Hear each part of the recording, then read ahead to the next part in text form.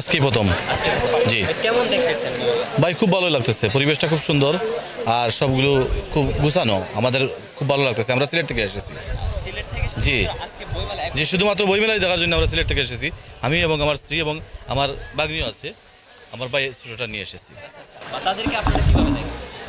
আসলে আমাদের কাছে মূলত পুরাতন লেখকই ভালো, কারণ হলো তারা মূলধারার গল্পগুলা তুলে ধরে এবং আমাদের মানে গ্রাম বাংলার চিত্র ফুটিয়ে তুলে, যার কারণে আমরা তাদের লেখা পড়তেই স্বাচ্ছন্দ্য বোধ করি। বই কিনতে এসেছো? বই কিনেছো? কার সাথে এসেছো? আমি আমার দুই বোনের সাথে আসছি। এই পর্যন্ত কয়টা ছবি তুললে এখানে? 3-4টা হয়ে গেছে। 3-4টা। আর বই কয়টা করে? বই আমি একটা সেট কিনছি, এই আরও কিনবো, আগে ঘুরে দেখি। আগে ঘুরে দেখবে, তারপরে বই কিনবে। আচ্ছা, এই বই মেলায় আসার পরে তুমি এইখানে কি সবগুলো ছবি তুলেছো নাকি আরো আরও এক জায়গায় তুলছি। আরো এক জায়গায় তুলেছো?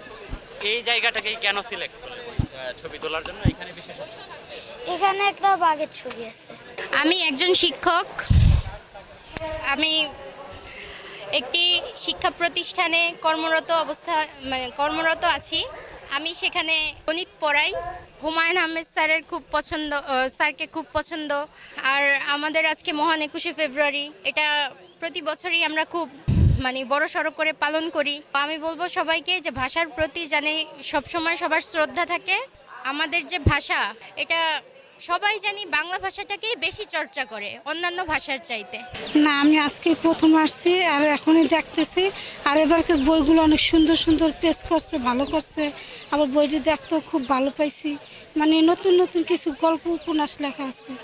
হ্যাঁ, তাদের তুলনায় অনেক লেখকটা সুন্দর হয়েছে, ভালো হয়েছে। আমি কিছুক্ষণ আগে একটা কবিতা শুনলাম, কবিতাটা আমার খুবই ভালো লাগছে। আমি পড়ে অনেক আনন্দ পাইছি, মজাও লাগছে আমার কাছে। একটাই পার্থক্য আছে, বইয়ের মধ্যে অনেকটা গল্পের পার্থক্য আছে, অনেকটা কবিতাও পার্থক্য আছে। আগের তুলনায় অনেকটা ভালো চলতেছে।